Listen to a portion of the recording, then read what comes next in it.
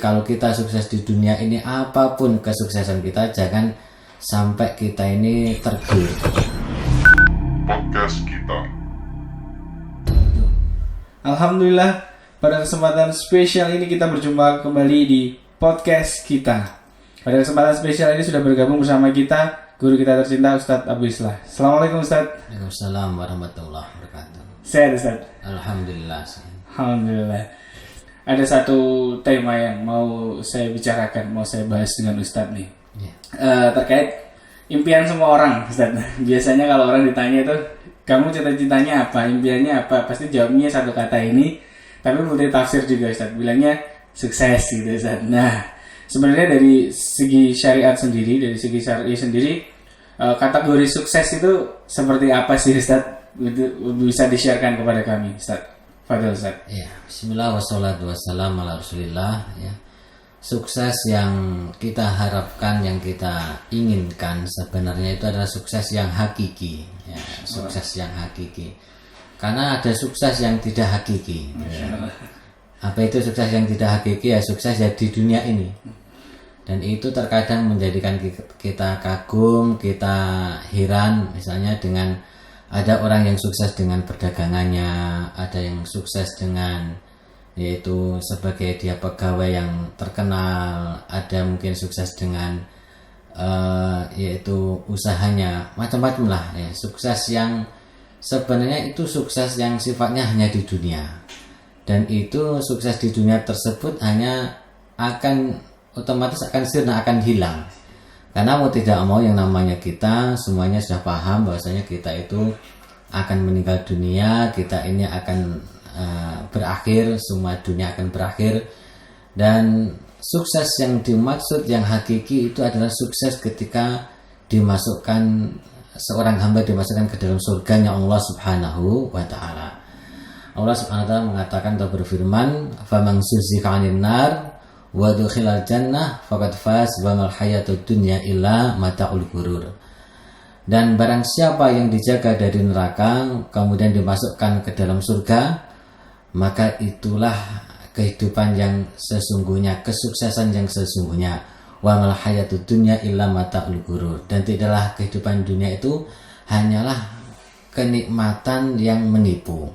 Jadi kalau kita sukses di dunia ini, apapun kesuksesan kita, jangan sampai kita ini tergiur ya. Mungkin kita sebagai orang yang hidup di dunia ini biasa-biasa saja, apakah kita petani yang biasa, apakah kita pengusaha yang biasa, pedagang yang biasa ya. Ingat itu belum itu bisa kita capai atau kita bisa menjadi orang yang sukses sesungguhnya ketika kita bisa menjadi hamba Allah yang soleh, menjadi hamba Allah yang taat kepadanya, yang akhirnya adalah kita masuk surga dan dijauhkan dari api neraka gitu.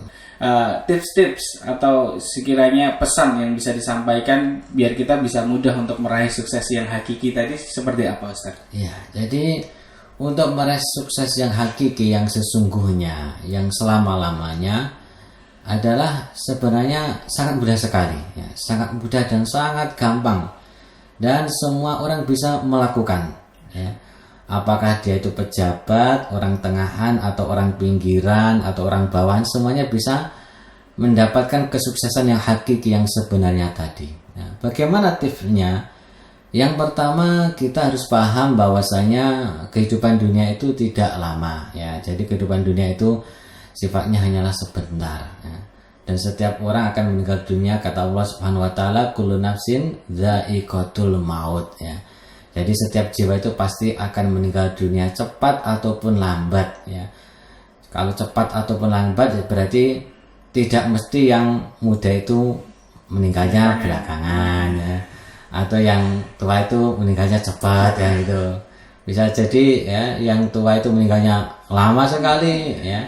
Yang muda-muda ini meninggalnya apa? Cepat, bisa jadi tergantung Allah Subhanahu wa taala. Kita juga nggak tahu kontrak kita kemarin, kita apa itu ketika di dunia nggak tahu kontrak kita berapa tahun ya. Jadi yang pertama kita harus paham dulu bahwasanya dunia ini sifatnya hanyalah sementara. Kalau orang sudah paham dunia ini sifatnya sementara, maka dia akan mencari sesuatu yang bisa mengantarkan kepada kehidupan yang selamanya kehidupan yang hakiki. Jadi dia terhadap kehidupan yang tidak hakiki ini atau sementara ini dia tidak ngoyo ya. Ngoyonya bagaimana? Ngoyonya itu adalah dia itu bagaimana nanti dia di akhirat bisa masuk surganya Allah Subhanahu wa taala, bisa masuk jannahnya Allah Subhanahu wa taala. Jadi semua aktivitasnya itu diorientasikan ya, ditujukan agar bagaimana dia nanti bisa masuk surga dan selamat dari api neraka. Itu tip yang pertama, yaitu merasa atau yaitu beranggapan dan merasakan bahwasanya dunia itu sifatnya sementara gitu. Yang kedua ya, tentunya tidak cukup itu saja di dalam beribadah kepada Allah Subhanahu wa taala. Kalau yang pertama tadi lebih dekat kepada orientasinya adalah lebih dekat kepada ibadah. Yang kedua, orientasinya adalah bagaimana ibadah kita itu sesuai dengan apa yang diajarkan oleh Nabi kita Muhammad SAW. Ya, percuma kita ini ngoyo ibadah ya, pokoknya pengen ibadah sebanyak-banyaknya, pengen sholat sebanyak-banyaknya, zikir sebanyak-banyaknya, baca Al-Quran sebanyak-banyaknya, tetapi ternyata keliru ya, sholatnya keliru, zikirnya keliru, baca Al-Qurannya keliru ya, akhirnya kan tidak amalan tersebut tidak diterima oleh Allah Subhanahu wa taala. Jadi harus juga selain semangat untuk beribadah juga semangat untuk mencari ilmu, menambah wawasan, kemudian mengkaji Al-Quran, misalnya dikaji tafsir-tafsirnya, hadis dikaji makna-maknanya, faidah-faidahnya. Nah, dengan dua tips tadi ya, kita acuan kita di dunia ini adalah ibadah ya.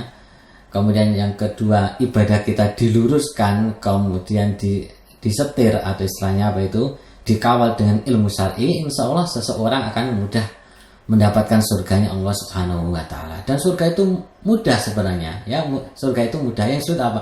Yang sulit hawa nafsu gitu ya. Dapat godaan hawa nafsu itu yang sulit ya. Enggak ada yang sebenarnya mudah. Syariat Allah Subhanahu wa taala itu mudah, tinggal kita bisa nggak mengalahkan hawa nafsu kita gitu. Nah, Masya Allah. Nah, biasanya kan juga pengalaman tuh seperti ini. Orang-orang tuh kadang kalau melihat sesuatu yang sukses di dunia itu kan jadi panutan Ustaz. Nah, selama ini berarti kan itu yang sukses yang tidak hakiki aja jadi panutan. Iya. Jadi sudah sangat jelas orang kalau ingin sukses hakiki tadi adalah amal soleh, kemudian mengikuti petunjuk Nabi Muhammad SAW di dalam beribadah.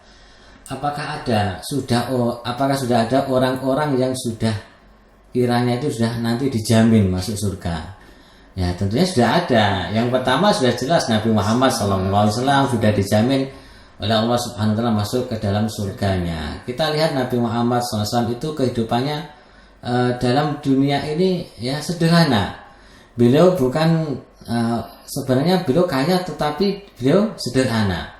Kita lihat bagaimana beliau ini seorang pimpinan negara ya. Coba kalau pimpinan negara, apa ada kira-kira pimpinan negara yang miskin? Enggak ada. Rata-rata kaya ya. Beliau pemimpin umat, tetapi hartanya itu diinfakkan di jalan Allah Subhanahu wa taala. Sederhana di dalam hidupnya karena beliau paham bahwasanya ya hidup itu hanya sementara dan dunia ini tempat untuk yaitu beramal untuk mencari pahala sebesar-besarnya, sebanyak-banyaknya. Makanya beliau sudah jelas dijamin masuk surganya Allah Subhanahu wa taala. Dan ini dibuktikan ketika ya, beliau banyak bersujud, banyak berdoa kepada Allah Subhanahu wa taala. Ibunda Aisyah radhiyallahu anha pernah mengatakan, "Wahai Rasulullah, kenapa engkau itu kok ngoyo ya? Sujudnya kok ngoyo, salatnya ngoyo, padahal engkau sudah diampuni dosa-dosamu yang lalu dan diampuni dosa-dosamu yang akan datang, tapi kok masih ngoyo?" Nah, beliau ingin menjadi hamba yang bersyukur. Kenapa? Karena sudah jelas jaminan beliau adalah masuk surganya Allah Subhanahu wa taala. Demikian pula ada beberapa sahabat, misalnya sahabat Abu Bakar, sahabat Umar, sahabat Utsman, itu sudah dijamin masuk surga Allah Subhanahu wa taala. Beliau mengatakan Abu Bakar fil jannah, Umar fil jannah ya. Ada juga sahabat yang mungkin penampilannya lusuh, penampilannya seperti budak, seperti Bilal bin Rabah. Ini Bilal bin Rabah kan Masya Allah, sandalnya saja sudah terdengar. Sandalnya kita nggak tahu kedengaran. Ya, Bilal bin Rabah ini sandalnya sudah kedengaran. Kemudian Rasulullah tanya, apa amalan apa kok sampai surga? Apa itu sandalmu kok sudah terdengar di surga? Ya, dia beliau memberikan apa ini tipnya. Itu tipnya adalah ketika berhadas ya, ketika batal wudu beliau wudu. Nah setelah wudu beliau sholat. Nah kita kira-kira kita bisa nggak setelah wudu sholat, apalagi mungkin tipenya kita makanannya macam-macam, tiap saat keluar angin ya. Ya jadi sudah ada orang-orang yang memang dijamin oleh Allah Subhanahu wa taala masuk surga, dan juga yaitu termasuk amalan-amalan yang bisa menjadikan mereka itu dijamin masuk surganya Allah Subhanahu wa taala. Masya Allah, ada ilmu yang sangat luar biasa hari ini. Jazakallah khairan Ustaz ilmunya pada kesempatan kali ini. Alhamdulillah pada kesempatan kali ini podcast kita syarat akan ilmu, faedah yang Masya Allah luar biasa. Teman-teman kalau mau ada yang dibahas di dalam podcast kita yang berikutnya silahkan komen di kolom komentar. Insya Allah apapun yang pertanyaan teman-teman ajukan, kalau kita bisa bahas di materi podcast kita berikutnya akan kita bahas bersama. Podcast